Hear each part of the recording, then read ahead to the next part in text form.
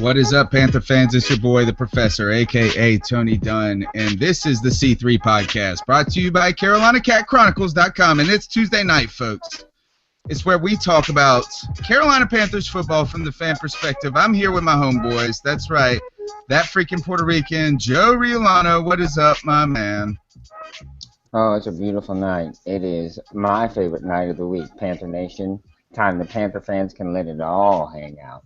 Let's remember, participate using the hashtag C3. We want to hear from you, Panther Nation. We do this for fans because we are fans. Let your voice be heard. That's right, and part of our familia. That's right, Stray Facts. What's up today? How are you? Thanks for joining the show. What's up, everybody? Excited to be here, man. Joe, I wouldn't normally agree with you, but we got a game on Friday, man. That's my favorite for this week. That's right. All right, guys, we've got a fantastic show tonight. This is the C3 Podcast, episode 15.28. Training Camp Fistacuffs, Leadership, Standouts, and Training Camp Worries.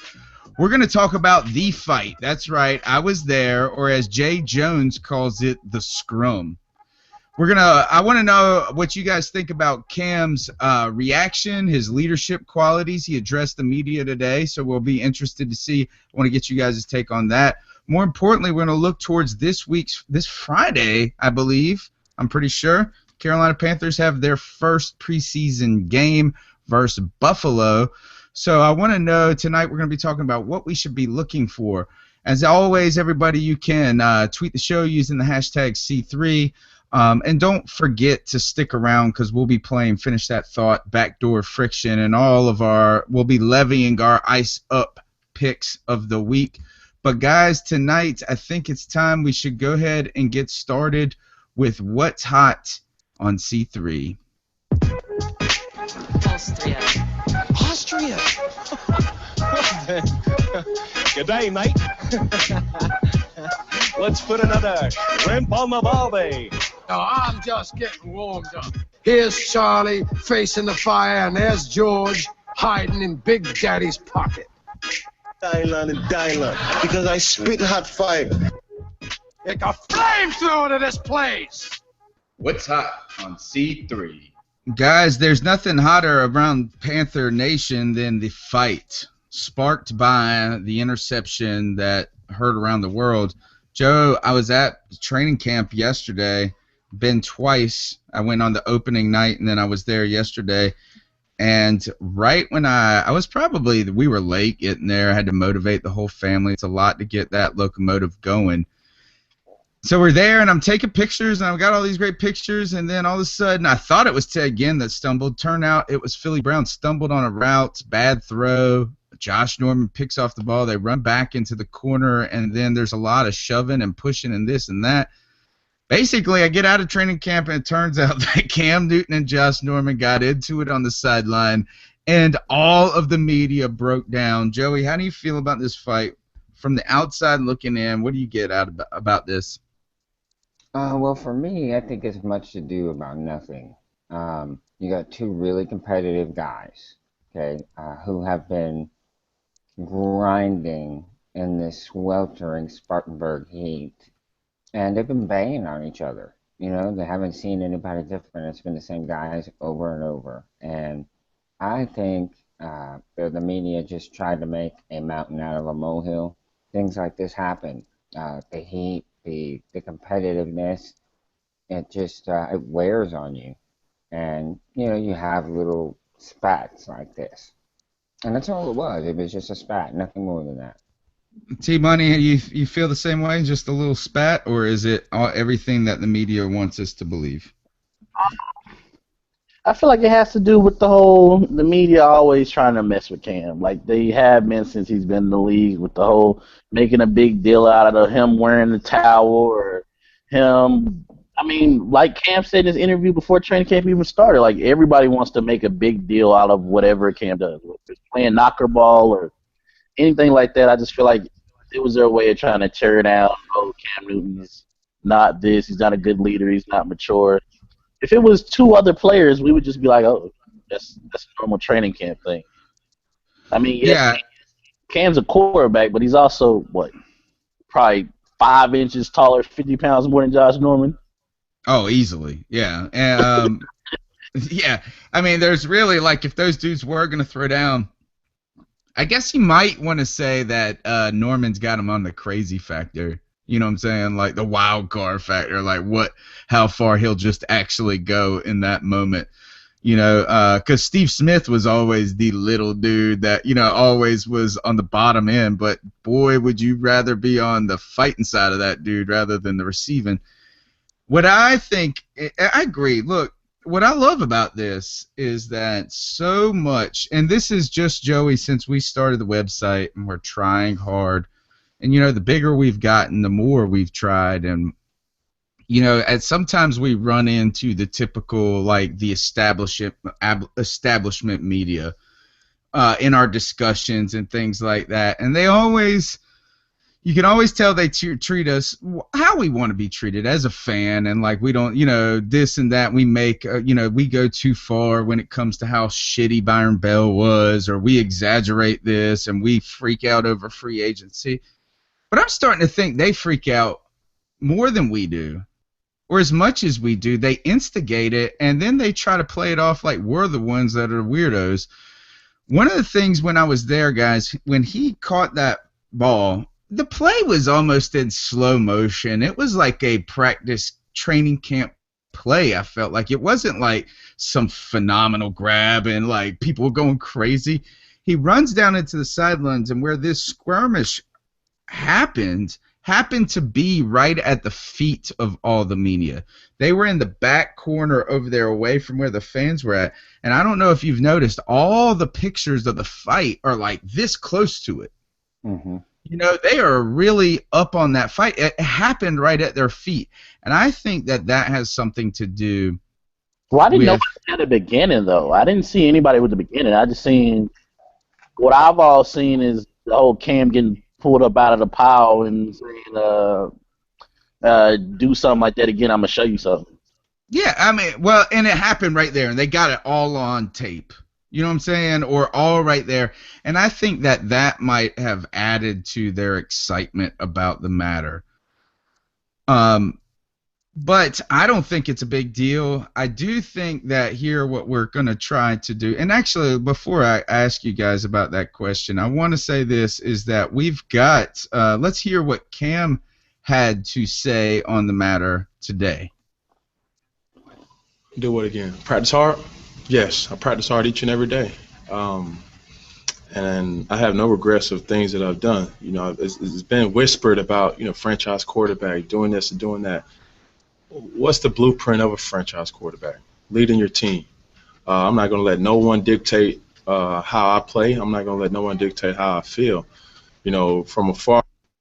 Today, as you mentioned just a minute ago, that if this was two other guys, this wouldn't be, well, first, it might be celebrated or nobody would care. Should this be beneath Cam Newton? I believe there was one guy that spoke out and said, and he's a guy that's not going to make the team either, that this wasn't a real leadership quality. What do you think about this? Should Cam Newton be in these scrums? I think Cam's situation is going to be different because, again, Cam is a different type of dude. I mean, this wouldn't be nothing if it was Brady or Breeze yelling at somebody. I mean, they might not take it to the sense of pushing, but they're also not Cam. That's a fantastic point. You know, I mean, they cost people all the time. You know, I mean, and that's essentially kind of what this is between two guys that are somewhat peers in age. Joey, how do you think about that? I think that's true. I think, you know, you got Aaron Rodgers or Tom Brady or Drew Brees would really light into somebody if they're not doing what they're supposed to be doing or they're running the wrong route. It would just be verbally they would go into somebody.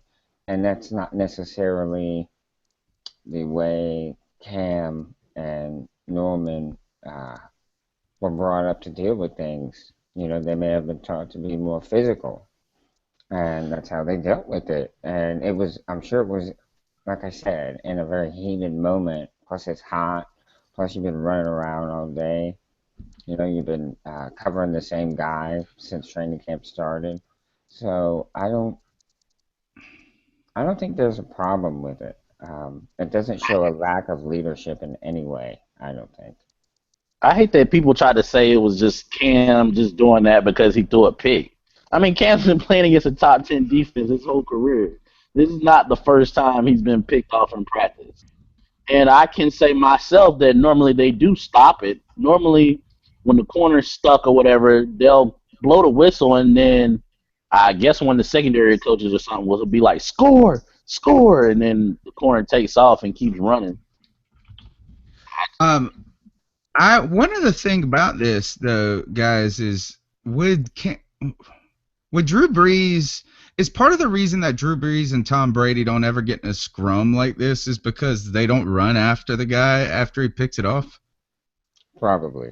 You know, I mean, like the very fact that Cam Newton is over there in the pile tackling, or at least acting like he would be making the play in real life. I mean, maybe we've never seen these dudes prone to that because they just are like, well, that sucks, and then they watch the dude walk into. Right. They're not going to run after him. They're going to be keeping their head on a swivel so that some defensive player doesn't come and clean their clock. You know, blindside him. Nah, that happened to Breeze before. Breeze get killed after he throws a pick. Susan was asking me who the guy was that said something after the scrum. The scrum. We're going to call it the scrum since that's what Jay Jones called it, and Cam made fun of him for, he said, what's a scrum essentially today? God, what was his name? He was like a nobody defensive guy. I'll have to look it up, and I'm going to look it up. Davis yelled during the play at the end. He yelled, that shit is stupid. Right. He sure did. Really? Yeah. If you can listen to the audio, when they getting up and stuff, and Tolbert and Jay Stu's pulling Cam out, you can hear it because Thomas Davis kind of has a unique, loud voice. Yeah. Right. It's stupid. Right. Wow. Okay. You know, you mentioned, guys, also that Cam Newton is not like these other guys, and this is what he said about it today. You're probably right. We're making a bigger deal out of it than we should, but you understand what, like, we don't usually see a guy in a red jersey getting in something like that. Says who? And you never seen a guy in a red jersey like me. You see what I'm saying? Like, I'm not gonna allow you guys to you're not gonna shape and form me the way you guys want me to be. I'm not here for that. I'm here more so for those guys that's in that lunchroom right now that's looking at me like I'm just Cam. Yeah, one of the leaders, not the leader, one of the leaders. And I could say that with such pride and saying I don't have to be that guy that stands on the podium or, you know, on the stone and look down upon guys and have to say, no, I'm affiliated with so many leaders in this team, and sometimes, you know, I do a great job doing it. Sometimes I do an even better job with learning from others. You know, so much of society now is forming people and morphing people into what they want to become, and that's the wrong step for me. And right now I'm at a stage where, you know, I'm all about getting the respect for my guys, knowing that at the end of the day, come Sundays, come Saturdays, come, you know, whatever practice it is, you know, they have unbelievable respect and knowing that they got a guy that's going to lead them to victory each and every time along with others. You know, to them, I'm just another guy. To you guys, I'm a franchise quarterback that can't do a lot. That's cool. And I understand the life that I live, but yet, you know, that pressure is what you guys make it. It's, you know, I'm still a human. You know, I'm still a physical person. And I said it once, I'm going to say it again. Above all, I'm a football player. You know, I just play quarterback. And I have fun doing it, and the joy of playing this game, is the reason why I wake up most days than not. So what I hear, guys, from Cam Newton is that, like, all the other parts outside of him actually getting on the field and playing football, each individual play, are the annoying part of his career. Like, he just simply wants to be a guy that plays a backyard game It's like being a professional swimmer, and he just views it as like going and jumping the pool every day. Is that kind of what you guys get from him? Is that it's like all of this other crap that y'all want to make it? You know what I'm saying? Like, what is that? I just want to play a game that I love. And, like, to him, on the field, he doesn't have all this immense pressure. But when he walks off the field, I feel like the pressure heightens. Am I out of whack? Does that make any sense? That makes sense. I think it's just a part of. I mean, it's a part of fame, and it's part of being a quarterback, and it's part of being that guy who wants, who's getting that $100 million contract. I mean, the eyes will be on you as far as no matter what you do. So you just kind of have to get used to it, learn how to balance, showing people the right way and balancing and living your own life. But every quarterback, I mean, has those moments where they do what they want to do. How many people had something to say what was it Brady was doing? Skydiving, or jumping off of something? What was he doing? He jumped off a cliff. Yeah, I mean, so everybody's going to have something to say to you when you that face of the franchise guy. Joey, how do you feel about that? Yeah, I think with the position he plays, being the most critical position and most criticized position, he can't help but the light's going to shine on him. And I know when he's on the field, it's sort of an escape, I believe, for him. He gets to be in his element and doing the thing he likes to do the most. And then when he steps off the field, he's vulnerable, for whatever. People to make bigger deals out of things than they should, and people are so critical. And I totally understand where he's coming from. I really do.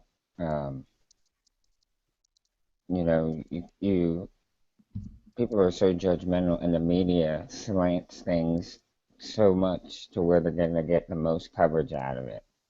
Right. And you can see that just between the way ESPN covers, and I'm not necessarily, usually, sometimes I can be critical of ESPN. In this case, I'm not, but you can just see what they're trying to do versus what the Carolina Panthers media is trying to do.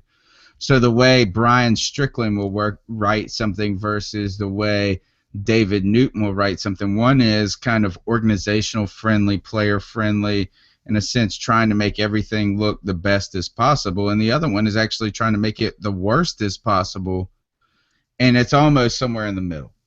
Right. Oh, because I usually keep up with David Newton. I don't think, for a team reporter, he's not that bad. I mean, I see worse. And oh, wow. We're going to, they've been on Fire Dave, hashtag Fire Dave David Newton the last day. I saw. In fact, Clyde, the reading from Clyde tonight has something to do with that. Oh, Lord. All right, here's the last thing from Cam right here, and then we're going to move on to some other things about camp, and then... am I going to let people dictate what I'm supposed to be, or am I going to dictate to people and say, I am what I am? If you like it, then that's great. If you don't like it, even better. But I'm not to prove nothing more to nobody else than I'm trying to prove to myself that I'm supposed to be here and I'm supposed to lead this team to higher heights. And we've seen you practice. I am what I am, green eggs and Cam. I am what I am, green eggs and Cam. It is the next great child's book that we have to write, inspiration to our kids. I think what we should do is write a Twitter version of that. I am what I am by Cam Newton, and see where it goes. That would be actually great. We're going to start that, Joey. One thing I think is interesting about what Cam Newton says is this one. I like this clip right here. And the reason I like it is that Cam may not have the clearest prose or the clarity or the exactness, I guess, of what he's saying sometimes escapes him or isn't the best. But I think one of the things is we all understand what he's saying at all times, and not like we don't understand him as is and he's speaking a different language. Is that one of the things about clear, effective speech and public speaking is that you are clear and people understand your message. And although he doesn't say it the way that it's really probably supposed to be said, hindsight's 50-50, we always get what he's getting after. I think I do. Right. And Most of the time, yeah, and so he didn't say everything, and I think this is why he doesn't like addressing the media, but I think it's actually a lot of it's kind of strenuous for him, and he's continuing to work on his public speaking skills, and boy, I'm not trying to be critical of that because we're always working on those things as individuals, and I can imagine the amounts of pressure, but what I like about him is he is who he is, in his words. Tadeus, do you find that to be the case, that you really understand his message a lot of times, even though it might not be most eloquent? Yeah, I like that. I like that.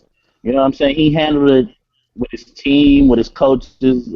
It's about the team. It's not about what the media thinks. Honestly, as much as sometimes we like to think it does, it doesn't really matter what we think as fans. I mean, as long as he hashed it out with them, and the team is good and they're back moving in the same direction, hey, it's good with me. Joey, are you who you are? I am who I am. Great. Do you? And I believe Cam. I mean, you made a great point about the pressure he feels. In those press conferences, they're asking you all kinds of questions, and you really have to think about what you say before just opening your mouth, because they will twist it and turn it and make some really big deal out of something, and that may not have been how you meant it at all. They'll completely take something out of context. So the pressure is real for him, and And this has been scarred by the media before. he is Yeah. who he is. Like he said, he is who he is, and he shouldn't and won't change for anybody. Do you think he sounds fatigued, Joey, by this With the aspect media. of leadership? With the media, I think so. I think he is. I would be. Do you think his leadership? What at this moment? Do you think that you started out the show by saying this is much to not to do, a nothing to do, a not for nothing, right? Right. Do you think that we can see anything about his leadership as a player, or as what type of role he's assuming out of this incident? Can you glean anything about this from this moment, or do you just feel like you are who you are just a few minutes ago? Yeah, I think you are who you are, and I think he is the type to not back down. He's not going to back down from anybody or anything, any situation. And I think he proved that with this scrum, as Jay Jones is calling it. Tadeus, do you think we can see anything about his evolution as a leader room and a locker room dude from this incident? Compared to when he was a rookie, most definitely. When he was a rookie, if something like this happened, he probably wouldn't have talked to the media at all. He probably would have said no comment or something like that. I just see it as, I always thought of it as kind of Cam's leadership. That yes, he feels himself as a leader, but he's also stressing them that he's just like them and he's on that same line. Like he said, he's just a football player.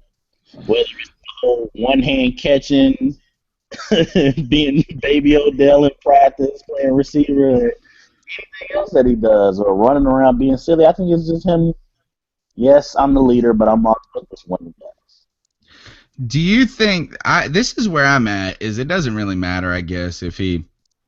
I guess what he says actually a lot of wise things, wise things in his press conferences. He said at the very end of the day, it doesn't matter. And you today, as you mentioned this earlier, except for what the guys in the locker room think about me, right? And he's mentioned this, and one thing he has done is he's really given Thomas Davis and Greg Olson and Ryan Khalil their due when it comes to being important figures in this locker room. And, you know, imagine if he would have gone the other way and he just said, this is my team, I got to own this, is this everything about this, is that everybody, we got to get on the same page, and it was a me, continue me message. The other thing would be is he doesn't help other people take important roles on the team. You know, I do think that this is something that he's continuing to grow into, and I actually think that this is kind of a good moment for him, as in an endearing moment. He spoke to the team afterwards. I saw that that's more important to him this season, so I'm excited to see that. I think though that, you know, if Cam Newton doesn't improve as a leader over the next 5 years, I'm gonna be disappointed, and I'm gonna be disappointed because he didn't get better, not because he wasn't good enough. You know, is that we're all should be getting better. And so I kind of like this idea, I think. But that's enough of Cam Newton. Let's go on to this. Guys, I was there, and I saw Michael Orr in practice, and things don't look good, fellas. His legs are skinny, his knees are real close together, and he holds a lot. Joey, Nate Chandler has been working out at left tackle. He sucks too. They've given reps to Darrell Williams at left tackle. Our writer Ken Dye says he doesn't have the feet to be a left tackle. He is a right tackle. Joey, what do you think about this? I showed a picture on Twitter about Michael Orr holding a jersey on a dude named Miley Cyrus. No, his name is Miley Arthur. Or Arthur Miley. I call him Miley Cyrus. He's not going to make the team, and Michael Orr was holding him like a baby. Well, you know they say he can be holding on every play. Yeah, but we're going to get a lot of flags if it's that clear. Joe, do you guys think, all right, today as you were at are you worried about this? Hell yeah, you're worried. And if you're not, you're fooling yourself. I'm worried to a certain extent, but again, it's about what your expectations for Michael Orr in the first place was. I have never been the one to say Michael Orr is going to be great. Michael Orr is going to be good. All I've ever said is at the end of the day, you are not going to tell me Michael Orr is worse than Byron Bell. So you just say he's a warm body. Joey, we've got a warm body replacing Byron Bell that is a little warmer. Joey, it doesn't look good. I'm starting to be concerned to this point is that did we double down on the same the same shit as last year?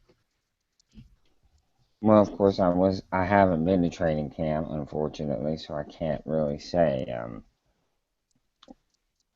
Byron Bell was pretty god-awful. I mean, he was really terrible. So, Michael Orr, you hope he's better, but I mean, we won't know until the bullets are for real. You know, you hope. His knees. Is it weird to have your knees so close together? Like his knees were like this close together. Like he.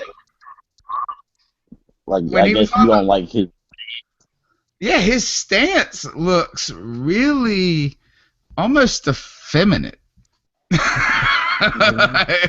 For a giant dude. How do you think?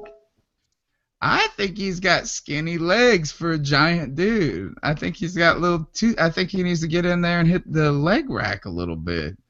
I don't know. It was just funny looking, and then he was struggling. How about this? Continued on that while I was at the training camp. They now, unlike the practice you saw at FanFest, they like actually ran some gold line plays and some things like that. And the defense was just holding those mugs easy. No, and they ran it 3 times. I know, but like it wasn't looking good when it came to our offensive line doing stuff against our defensive line. I'm concerned about this. We have no tackles. What happens if we have an injury? This is bad news. I mean, we could always sign a defensive tackle. I mean, we're still not thinking about people are going to get cut. Right, true. Okay. I mean, The door's not shut on us bringing in another tackle. on the defensive tackle yesterday, so. Well, I'm talking about an offensive tackle, like a left tackle, right tackle. That's what I'm saying. Like we couldn't get in the end zone. It was terrible. Guys, I don't know if Byron Bell, things are not looking up with him, and we're going to talk about what we're going to be looking at on Friday night for against the Buffalo Bills, and I think that's going to be at the top of our list. Right now, guys, I want to just jump into the next part of the show with Finish That Thought. Funny. Sometimes I just don't get people. Human beings are so weird. Who talks in front of a camera by themselves for fun? We thought that was a good idea. These ideas, some of these things that you use every day. Who's the guy or a girl that was like, This makes no sense. good idea. That's a good idea. That's right. It's time for Finish That Thought, where I pose a thought to my buddies and they finish it. And sometimes I even jump in and finish my own thoughts, which is really wacky and wild. Joe, I'm going to start you off with this. Josh Norman's performance through training camp, both in play and attitude, has been That of a top flight corner.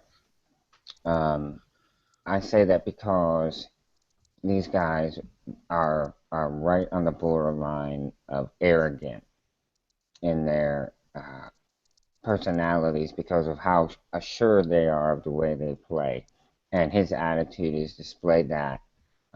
So I would say that his play and his attitude this camp is that of a top tier cornerback. I'm going to ask you this today is finish this thought. Josh Norman's performance both through play and attitude this camp has been.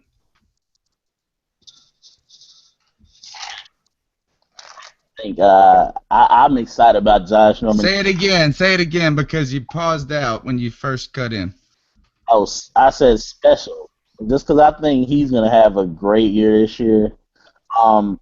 One of my favorite parts of FanFest and what I've been catching of training camp is watching Kelvin and Josh Norman just go at it, man. That number one battle has been intense, and it's been going, I mean, it's back and forth. You know, one might be one the next play, and then Josh Norman comes back and gets a pick.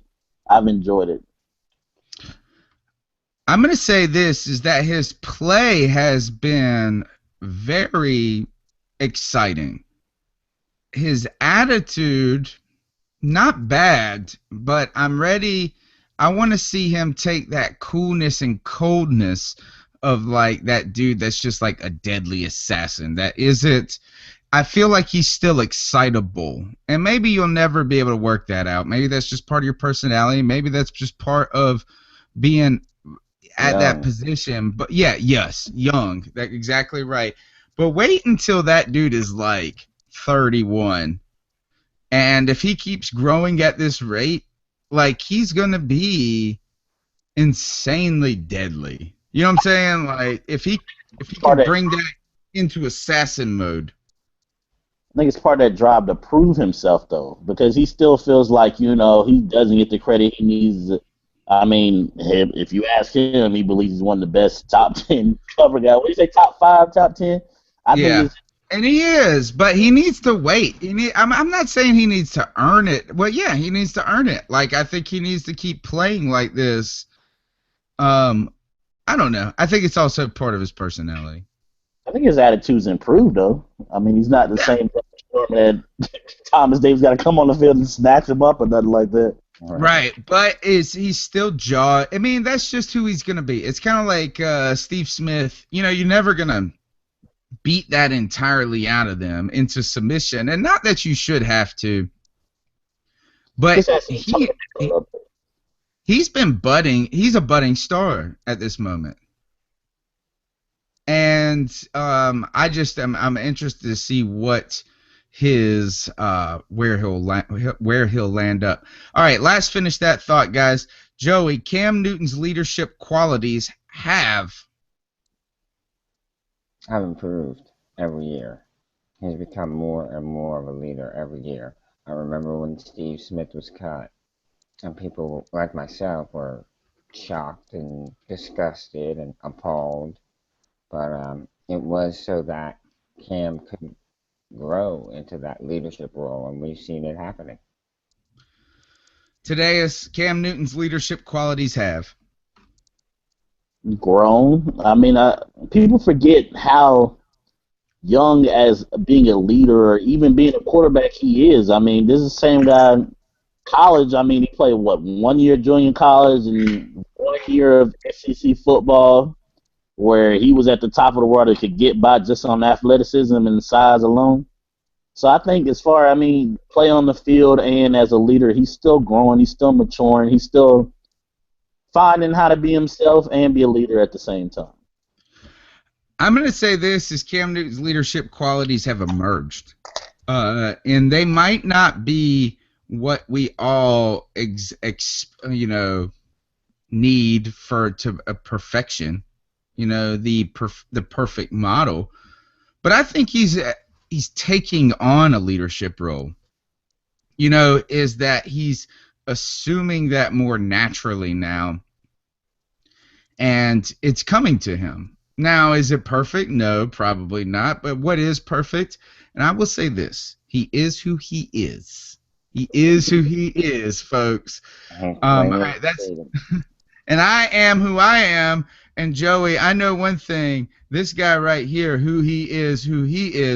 When he goes and buys something on the internet, I go to Amazon. Nope, I don't go to Amazon. Where do you go, Joey, when you buy stuff on the internet? I go to CarolinaCatChronicles.com.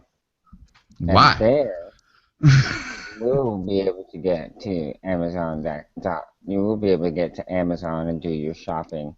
It's one more step. That's all it is. It doesn't cost you anything extra. You get to check out all the hot takes there on the C3 website. And you'll get your merchandise. Won't cost you anything extra. Won't delay any time on the shipping or anything. And you'll be doing C3 a favor because Amazon looks out for us every time something is purchased through our site, on their site. Yeah, and they give us like 1 or 2 pennies, and this is why this is important. Well, maybe it is. Actually, here's an easier way. I just thought of this or heard about this, Joey. Instead of them even going to our website, they can go one time to our website, click that link, and then bookmark that. And so where then it's just in their bookmarks, and then you can just open bookmarks and hit click, and it's still the same thing. But you got to do that the very first time. So guys, gals, next time you're going to Amazon to buy something cool, what you should, oh, by the way, like this, you guys see what that is? That's the Shaq Thompson jersey. That's right, folks. When you're going to do that, you can just hit that bookmark and go straight, and it'll take you there, and they hook us up, and that might even get you a signed Cam Wow every now and then, because my ass will drive down there in the heat and get some signed for us, and then we'll give them away on Twitter. Okay. This Friday, Carolina Panthers preseason starts, fellas. The first preseason game, this real-time action, the real bullets, Joey, are going to be fired. Today is, what do you expect out of this on Friday? What are you expecting when you turn on the television and the Carolina Panthers play the Buffalo Bills? You going to see a lot? You going to see a little? Are you interested? You not interested? I'm definitely going to watch the whole game. I'm definitely excited.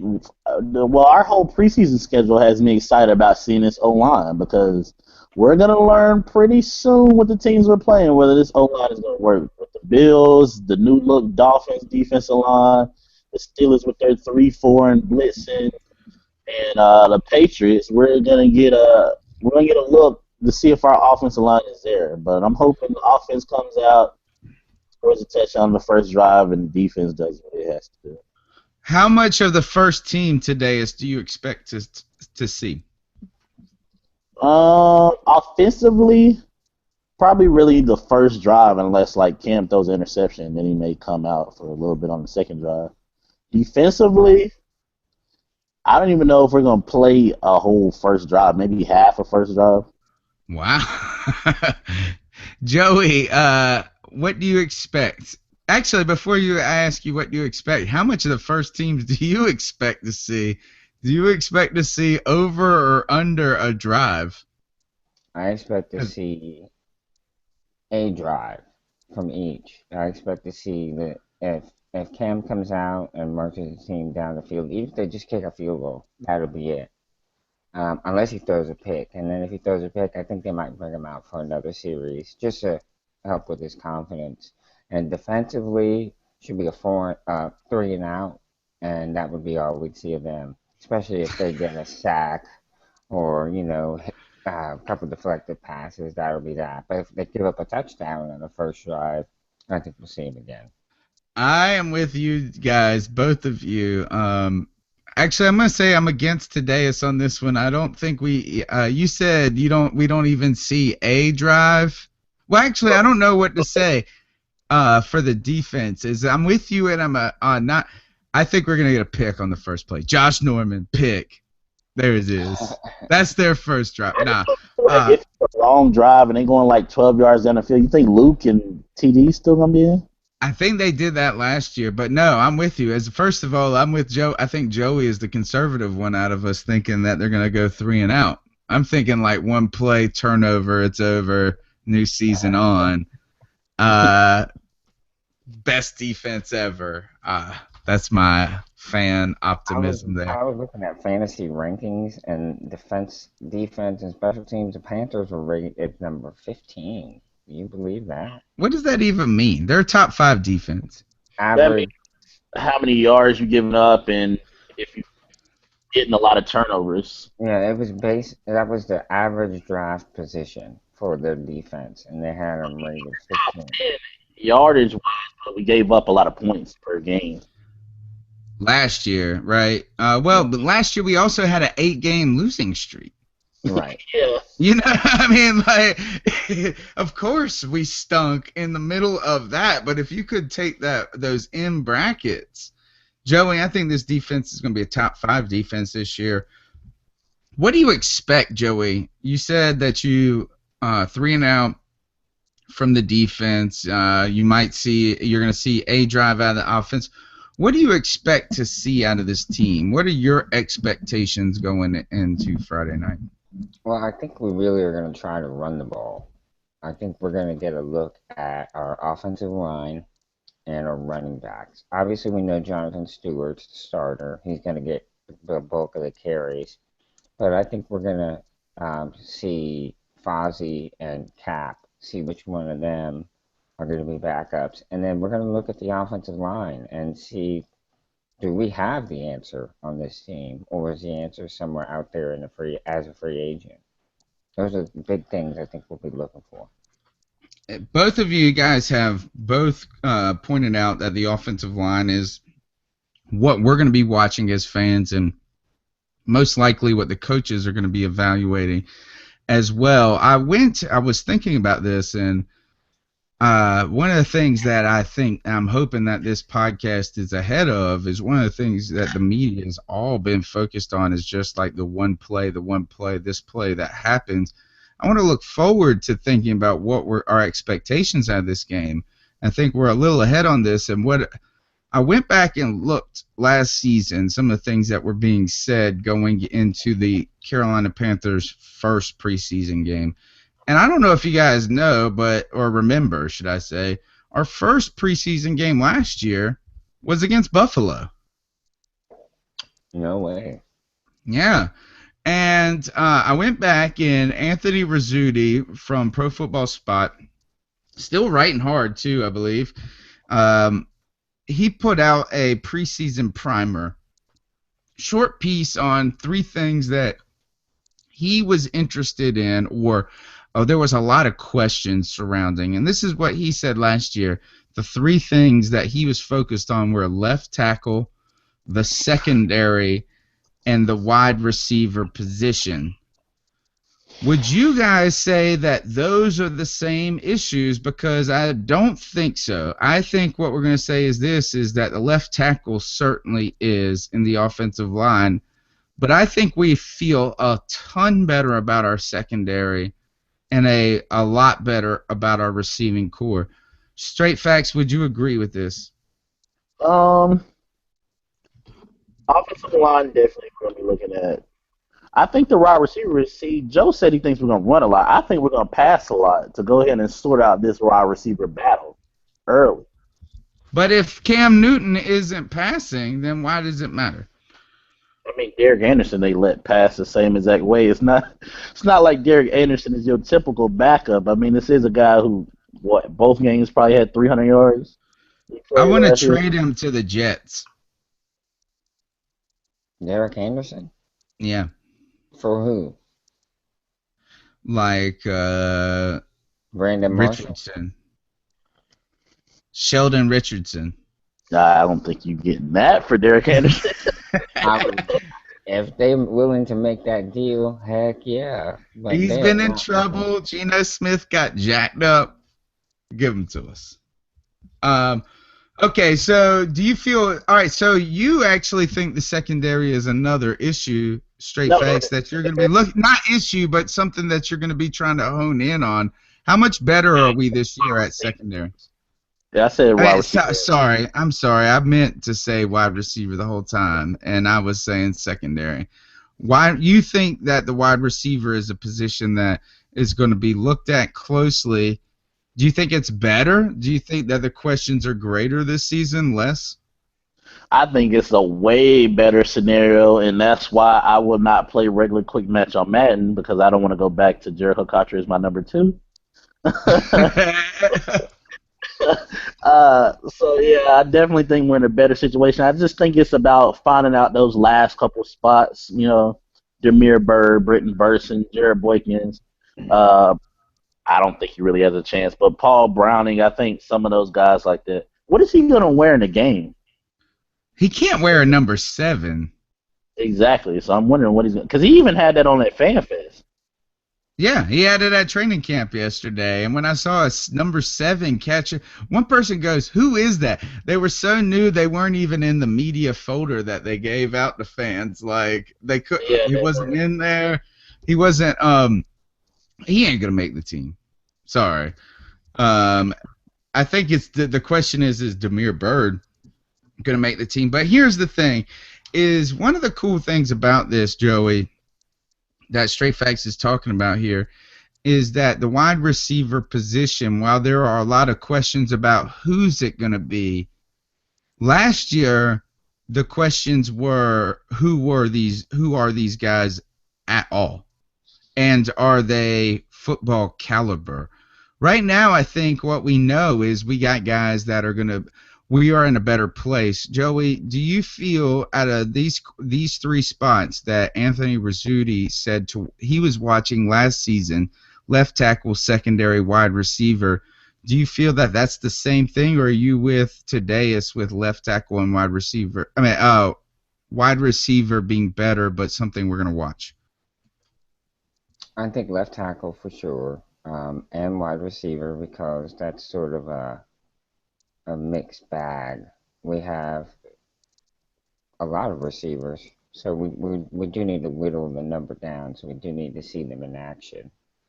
I guess for me, I'm going to flip lines and look at the defensive line. You know, I'm with you. I was going to lead us there next. Starr is hurt. Not seriously, they say, but he's still not going to be playing, and we don't know who our defensive end is opposite of Charles Johnson. So that's another area I'm interested in seeing. Abby, Abby on Abby on Twitter says this, guys. Straight up trade Derek Anderson for DeBrickashaw Ferguson, and she'll give him cash too. Shoot. We're all throwing in next month's paycheck. Okay, go ahead, T-Man. You were gonna say something before I interrupted. I was gonna ask why. Do y'all know why they have the rookies still so low on the depth chart? Like all the rookies. Like, give me an example of which one you're referring to. Bunch is like, I think 4th or 3rd. What's the running back? Cameron Artis-Payne is like 4th. And I know when I've been watching him at training camp and at FanFest, they had him sort of like at 2nd. Right. Yeah, I think that also. I think that those that pre-whatever lineup or depth chart is all bogus. We all know who the guys are. Specifically, we know Kelvin Benjamin. It's going to be Kelvin Benjamin and Funchess. They're working them out like that. You know what I mean? There's no question about it. When Cam was chilling, he had both of them over there and Greg Olsen.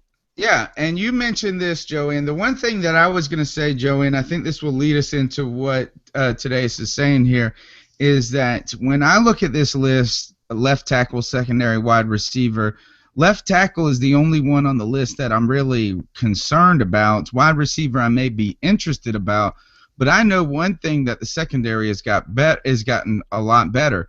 Okay. Next. I think we actually swap out on that line instead of secondary. We look at the defensive line, like you were saying. It's crazy to say, but Big Money is nicked up. His calf is sore. People are concerned about his ankle. I got his autograph yesterday on a CamWow, which will be given away this month, so you guys can wait for that. But Star is laid up. KK has been out of work. And everyone else is unproven. So I think what I'm going to be looking for in this preseason game is I'm going to be trying to get a sense of is what this defensive line can be made of or is made of minus Star, exactly. The other thing, Joey, last year is I think what we all miscalculated on, and I'm going to say that, and I'm not trying to single out Rizzuti. What I'm trying to say is everybody gave the list he gave last year. So it was right on. It was spot on. But I think we underestimated how uncertain our running back position was with D'Angelo being old and cryy and sensitive. And Jonathan Stewart hurt. I think this year Cameron Artis-Payne could be a monster. And I want to see this. I'm going to be looking at on Friday what Payne looks like, what Lee Ward looks like, and specifically how much we're going to try to integrate Whitaker. Or are we going to be banking on Stewart and Tolbert? And I think we're going to see a ton of these young guys in the preseason. Tadeusz, do you agree with that? For the most part, it's certain people I don't care about seeing. I never joined the Lee Ward bandwagon. Oh, pancake. He's going to pancake your ass right now. And honestly, this is my early prediction. I think Fozzie gets cut. Whoa. Wow. No, they've been working him out so much in practice. A ton. I think Cameron Artis-Payne is going to be the second running back, and I think you have Todman as a third. Because Todman brings a special teams return. I have not even seen him in camp at all. Have you even seen his name mentioned?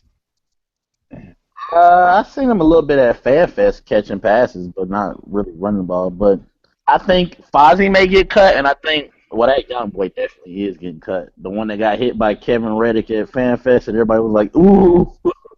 What's his name? Brandon something. Brandon Ware? Wayer. I think it's Wayer or something like that. Yeah, he's definitely getting cut. But I wouldn't be surprised if Fozzie gets cut.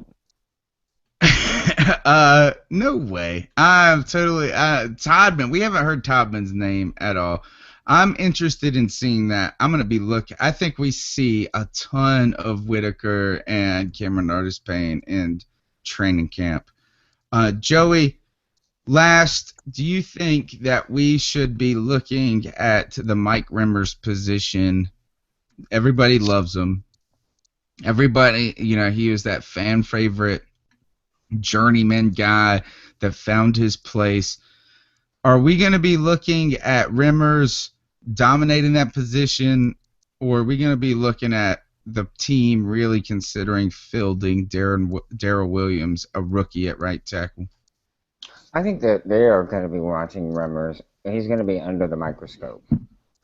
I think they like what they have in Williams, and if Remmers isn't repeating what he was doing at the beginning of last season, I think they would be quick to bring in Williams and give him a shot.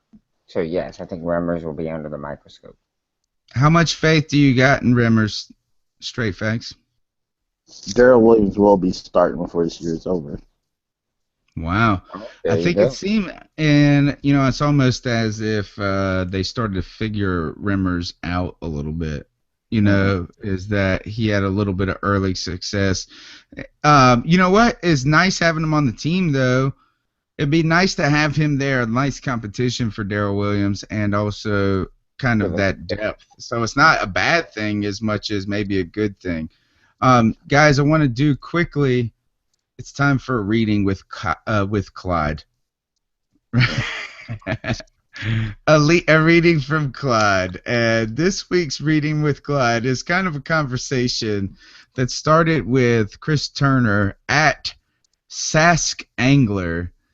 And he said it's actually at Savage Riverboat who started it. And he said, Are there even any Panther fans that exist that actually like David Newton? And he goes, no, #fuck David Newton. And then it went on to say, a.k.a. the guy who thinks Amini Sulatulu should start over Norwell at left guard. That was from Chris Turner. And then Clyde also reminds that David Newton was the guy that confirmed we signed Alan Ball. So that is a reading from Clyde. No. #fuck David Newton.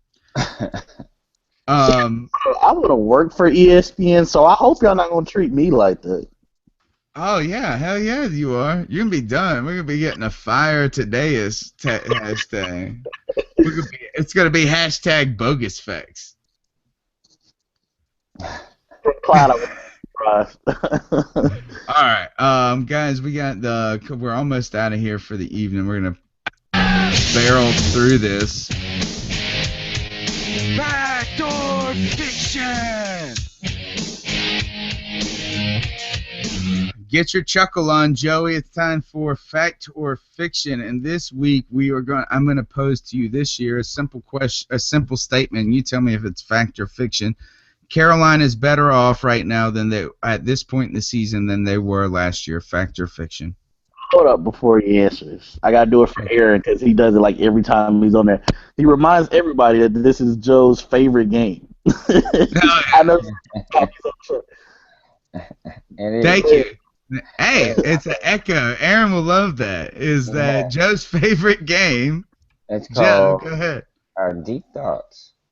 Deep Thoughts. With that freaking Puerto Rican. Carolina's better off right now than they were last year. Fact or fiction? I think that's fact. Yeah, easy. I'm with you. Yeah. I'm with you. Major question being the left tackle simply, or one single position. Today, as Carolina is better off this year right now than they were last year. Fact or fiction? Definitely. Fact. Yeah, you know what? This is almost a poor fact or fiction. I'll give you one more. I'll give you another one that's better. Today is try this one. Panther fans are foolishly optimistic, given the question marks currently at offensive and defensive line. I would say fiction because we have pieces on each. So I don't think we're overly optimistic, and I think we have realistic expectations. I think just certain fans have certain people they don't like. Like y'all don't care for Michael Ward. Well, Clyde don't either, and y'all don't No, care. he don't. No, we don't. I don't. But so you're saying that we're realistically optimistic. Yes, I don't think we're saying anything that's too crazy. People just look at the record and they're like, "How could y'all be so excited?" I mean, we had a lot going on last year. Yeah.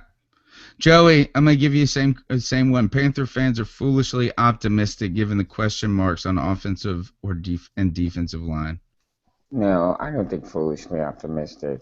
I think we are optimistic, but of course, this time of year, everybody's optimistic. All the teams are thinking to have a chance to go to the Super Bowl, even the Browns, for crying out loud. Nobody thinks the Browns are going to the Super Bowl, Joey. Browns fans do. I'm going to say fiction on that statement, Joey. All right. If you guys need to get tickets to a Carolina Panthers game, Joey, or any other events, and you were going to recommend a friend, say, hey, you should go to see the Houston Texans for the home opener at Bank of America, what's the best way for them to get those tickets? The best way is to go to CarolinaCatChronicles.com and look for the little tiny ticket monster, which is literally a little monster that crawls around on our website. You click him, and he'll take you to the Ticketmaster site where you get your tickets at a discount. No fees, no shipping. No shipping, and you will be helping your boys at C3 grow a little bit, because Ticket Monster gives us a little something on the back end for you going to our site to theirs. Screw the master, we're the monsters. And on top of that, guys, what you need to do is get off the dime and go to CarolinaCatChronicles.com and cop yourself a CamWow and a C3 Pete shirt, because we're going to win the division this year. And in that case right now, guys, we are at the end of the show. We are flying through it. We're doing a good job, and it's time for the closing segment of Ice Up Son. And it's time where we tell somebody in the universe, something, someone, whatever, everything is fair game. And nothing is off limits. And I'm out, I'm back in. Am I back again? You're back again. I'm back again, guys. Thanks for holding on. This is the segment, the Ice Up Son segment of the week, where we tell someone to get their act together. I've brought my Ice Up picks this week, Joey. Who's ready? Is anybody fired up, or am I the guy that's ready to go after somebody's throat? Tadeus, are you ready? Yeah, I got one in my head. All right. Bring it. Let's see what you got. My Ice Up pick is going to be Geno Smith, quarterback of the New York Jets. Bitch ass. Got the bitch ass. Owing a guy on his team money, and putting his hand up in his face and getting his jaw broke in the locker room. He's gonna miss 6 to 10 weeks. Over $600. I thought they were saying 2,000. I hope it's not. It's $600. Wow, you're a number one first round draft pick. You definitely got to ice up for that. First of all, you a grown man. I don't care that they're football players. Everybody's been. Ain't no grown ass man gonna break my jaw. I'm just gonna say it. Without something happening, I'm about to be Gilbert Arenas in the locker room. So. He got his Rambo strap on. Exactly. And feel bad for Tyler Bowles, man. You're a rookie head coach here. You got your defensive tackle driving 145 miles per hour with kids in the car and shit. And then you got your jaw broke. So actually, Tyler Bowles may need one too. Shit. All right. So Geno Smith, literally, tell him what to do. Ice up. Ice up, Gino, literally. Joey, you ready? I'm ready. Get it. Mine's right along the same lines. This week, ice up pick should be easy pickings, pun intended. While everyone screams to Emeng Pali to be the ice up pick, and rightfully so. However, I look deeper into the situation. Emeng Pali has had an issue before. When he was 19 and a redshirt freshman at Louisiana Tech, he was hanging out at a bar. He was only 19. What's he doing hanging out at a bar in the first place? Oh, yes. Get on them, Joey. And he punched an off-duty police officer. He was working as security. And leading up to striking the police officer, Emeng Pali was pepper sprayed before striking the officer. He was non-compliant to the point of needing to be tased by police officers who had shown up because of the incident. He was detained and charged with battery on a police officer, amongst other things, though these charges were eventually downgraded to simple battery. He was given 13 months of probation in order to do 32 hours of community service and instructed to take anger management classes. Well, whatever he was taught during those anger management classes failed to stick. So for this altercation, I really put the blame on the Jets as an organization. Failure to do their due diligence in vetting Emeng Pali. Hope I'm saying his name right. This is a major blow to the organization. Gino was going into the season as the starter, and there's been nothing but praise as to how far he's come along in training camp. This is a strike to the offense, a punch in the gut, or in this case, the jaw. It's another example of the Jets being a mess of an organization. So to the Jets front office personnel, I say, ice up, son. Joey, you took it easy on them. I thought that's what I came with. Yes, I could have been much harsher and could have brought more bang to it, but I thought you were okay. I missed what today said, but I was gonna say this, Joey. Is I thought you were gonna ice up his anger management counselor. Rightfully so. I was asking if you said he got pepper sprayed and then punched the cop?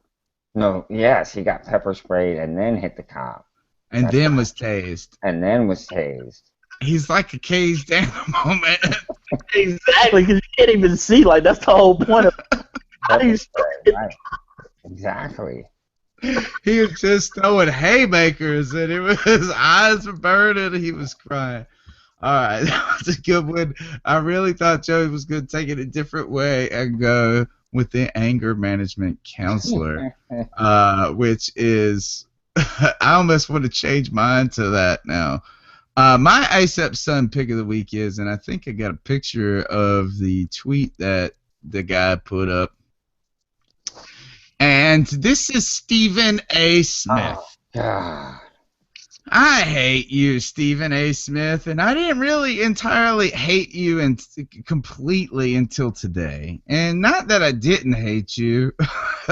I never spent the time to decide if I should like or hate you. But now, he tweeted today that the NFC South is the Falcons to lose. Stephen A. Smith, you're my brother. We used to hang out together on a Sunday afternoon. You were my boy. We knew each other, and I still just don't understand how now all of a sudden you can forget about this moment. You suck, Stephen A. Smith, and even your stick sucks, which I was trying to do. And my rendition of your stick sucks as bad as your tweet. And sucks as bad as the Atlanta Falcons. No, it is not the Atlanta Falcons to lose. It is theirs for the opportunity to win. Just like it is the Carolina Panthers to win. And just like it is the Carolina Panthers who have won it. We are who we are. I am who I am. Green eggs and Cam, sir. We are the NFC champions. And you, my friend, suck, Stephen A. Smith. So I tell you right now to ice up, son. That is the C3 podcast, guys. And it is not for nothing. I am Tony Dunn, a.k.a. The Professor. Joe Riolano, tell them who you are, where they can get after you. Joe Riolano, a.k.a. the freaking Puerto Rican, a.k.a. Big Tasty. You can find me on Twitter at Joe Riolano. Today is thanks for coming on the show tonight, man. We had a blast. I was so sorry I couldn't meet up with you at FanFest, but I was dragging around like a gaggle of children, which is what they call what, Joey? A herd of geese. That's right. Today is you're the man. Tell them where they can find your work. You can find me YouTube, Mr. 1993. I did just drop a video tonight before the podcast, so go check it out. I had a Dolphins fan try to say Cam Newton was just average when his quarterback is Ryan Tannehill. Other than that, Twitter, T Muhammad 23, hit me up on there. Tony and them know I'm always on. I'm always ready to talk Panther football. True. That's truth. Just like he spits the straight facts. This, again, is the C3 podcast. You can catch us every Tuesday night, 10 p.m. You can check our work at CarolinaCatChronicles.com. And I know you guys love to listen to the podcast on the go. So while you're out there, give us a like. Give us a thumbs up on Stitcher.